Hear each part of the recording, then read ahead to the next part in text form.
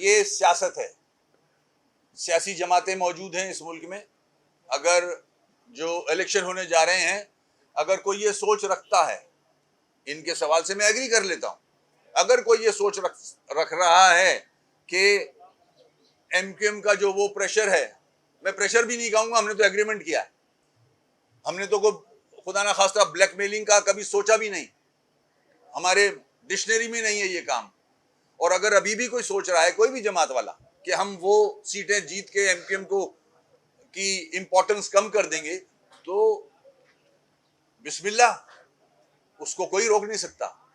मगर ये बताता चलूं, एमक्यूएम की इंपॉर्टेंस इंशाल्लाह कम नहीं होगी। एमक्यूएम की इंपॉर्टेंस आज भी ये 7 वोट 70 वोट की तरह है, माजी में भी रहे हैं और इंशाल्लाह 23 के इलेक्शन के बाद भी रहेंगे।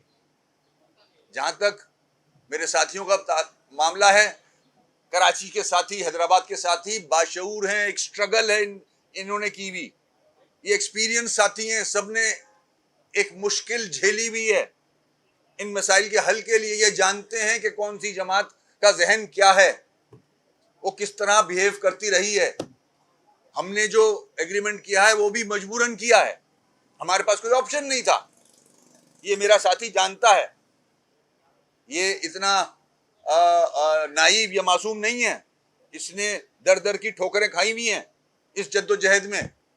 तो मैं नहीं समझता कि एमक्यूएम को, क़यादत को, साथियों को समझाना पड़ेगा, उनके इल्म में है ये सारी चीजें। इस शहर में ऐसी ऐसी जाली जमातें बना के डाल दी जाती हैं, उनको आने की दावत दी जाती है, उनके लिए रास्ता साफ रखा जाता है, चाहे वो मजहबी जमातें हों या ये जो नई नई जमातें बना दी गई हैं इस शहर में। आज अल्लाह का शुक्र है कि ये जो मेरे साथ साथी बैठे हैं, इन्होंने एमक्यूएम की पॉलिसी को देखा, एमक्यूएम की जद्दोजहद को देख रहे हैं ये, और ये किसी भी वजह से, किसी प्रेशर की वजह से, किसी मजबूरी की वजह से, किसी हमारी नाराजगी की वजह से हमसे ये घर बैठ गए थे या दूसरी जमातों में चले गए थे। एमक्यूएम की पॉलिसी देखते हुए अल्लाह का शुक्र है ये अपने घर वापस आ गए हैं। अल्लाह का शुक्र है, तन्हे तन्हा तो नहीं है, मैंडेट है एक हमारे पास, पढ़ा लिखा मैंडेट है माशाल्लाह, मैटर करता है मैंडेट ये वाला। जहां तक एग्रीमेंट्स का ताल्लुक है, देखें उस वक्त भी पीटीआई को छोड़ने के बाद जो फैसले एमक्यूएम पाकिस्तान कर रही थी, उसमें एक डिले आ रहा था, हर जगह से ये मैसेज आ रहा था कि एमक्यूएम फैसला क्यों नहीं करती, जल्दी करे जल्दी करे। हमारे से राब्ते में बहुत सारे लोग थे कि जल्दी से फैसला कर ले, मगर हमने बड़े सोच समझ के फैसला किया था। हमारे सामने माजी की तलखियां भी थी, ट्रस्ट डेफिसिट भी था, मगर फिर भी हमने अपने मसाइल सामने रखते हुए अपने लोगों के लिए ये फैसला किया। उस वक्त खदशात थे, जिसका हमने अपनी प्रेस कॉन्फ्रेंस में इजहार भी किया कि हमारे खदशात हैं, हो सकता है किसी और जमात के भी खदशात हो हमारे हवाले से, मगर उस वक्त हमारी जरूरत थी और हमने उनके कहने पे, मियाँ शहबाज शरीफ साहब के कहने पे, आसिफ साहब के कहने पे, बिलावल साहब के कहने पे, मौलाना फजल रहमान साहब के कहने पे ये एग्रीमेंट किए, उनकी गारंटीज के साथ किए।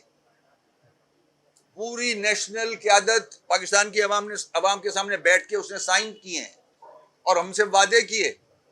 हम फिर से दोहरा रहे हैं ये बात अपनी अवाम के सामने कि एमक्यूएम क्या करे, एमक्यूएम के पास यही ऑप्शंस हैं। हमने पीटीआई को आजमाया, पीटीआई ने कोई डिलीवरी नहीं की, उसके बाद हमारे पास यही ऑप्शंस रह जाते हैं, इनको भी आजमाया, हम रिसीविंग एंड पे हैं। हम यही कर सकते हैं, अपने 7 वोटों को अपनी अवाम जिन्होंने मैंडेट दिया है उनकी बेहतरीन फायदे के लिए इस्तेमाल करें। निगोशिएशंस में हमने किए, मगर आज मुझे कहते हुए तकलीफ होती है, अवाम भी ये बात सुने कि जिस तरह से वादे किए गए थे, जिस तरह से कागज पे लिखा गया था, जिस तरह से सुप्रीम कोर्ट के ऑर्डर को इंप्लीमेंट करना था, उस तरह से नहीं हो रहा।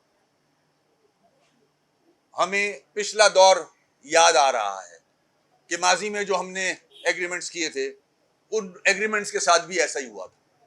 तो मेरी ये प्रेस कॉन्फ्रेंस इस हवाले से तो नहीं थी, मेरी ये प्रेस कॉन्फ्रेंस अपने साथियों को वेलकम करने के हवाले से थी, मगर आपने सवाल किया है तो मैं जवाब दे रहा हूं। और अगर इस पे जिस तरह से वादे हुए थे अमल नहीं किया गया तो राब्ता कमेटी कोई ना कोई, इंशाअल्लाह कल खालिद भाई ने भी ये बात की थी, फैसला करेगी।